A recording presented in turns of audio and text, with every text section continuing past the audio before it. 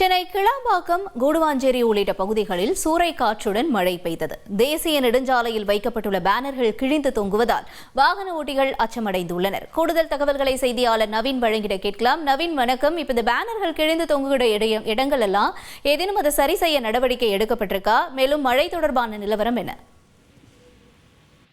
வணக்கம்.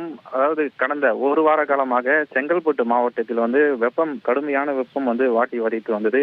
அதாவது இன்று காலை கூட கடுமையான வெப்பம் வாட்டி வதைத்து வந்த நிலையில கடந்த ஒரு 11 மணிக்கு பிறகாக செங்கல்பட்டு மாவட்டத்தின் பல்வேறு பகுதிகளில் மேகக்கூட்டங்கள், அதிக அளவிலான மேகக்கூட்டங்கள் மழை பெய்ய துவங்கியது.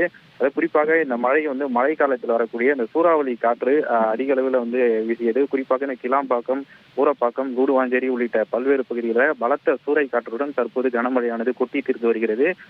இதனால் வாகன ஓட்டிகள் மிகவும் சிரமத்திற்கு உள்ளாகி இருக்கிறார்கள். அதே போல இந்த சென்னை திருச்சி தேசிய நெடுஞ்சாலை ஓரம் வைக்கப்பட்டுள்ள ராட்சத பேனர்கள் இந்த சூறாவளி காற்றின் காரணமாக தொங்கி வருகிறது. தற்போது தொடர்ந்து கனமழையானது இந்த பகுதி முழுவதுமாக கொட்டி தீர்த்து வருகிறது.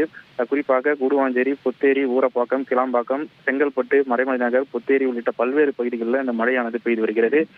இந்த ராட்சத பேனர்கள் கிழிந்து தொங்குவதன் காரணமாக வாகன ஓட்டிகள் கடுமையான அச்சத்துடன் இந்த பகுதியை கடந்து செல்கிறார்கள். இருந்த போதிலும் மழை என்பது தொடர்ந்து பெய்து வருகிறது. சுமார் 1 மணி நேரத்திற்கு மேலாக இந்த பகுதிகளில் கனமழை கொட்டி தீர்த்து வருகிறது.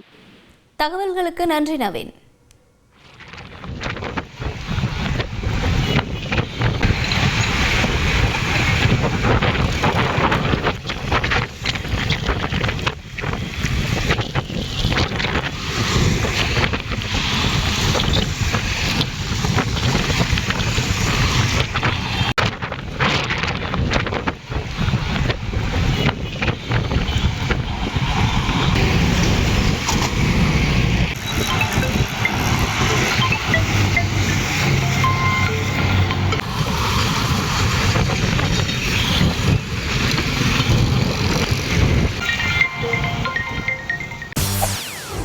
செய்திகளை உடனுக்குடன் தெரிந்து கொள்ள உடனே சப்ஸ்கிரைப் பண்ணுங்க.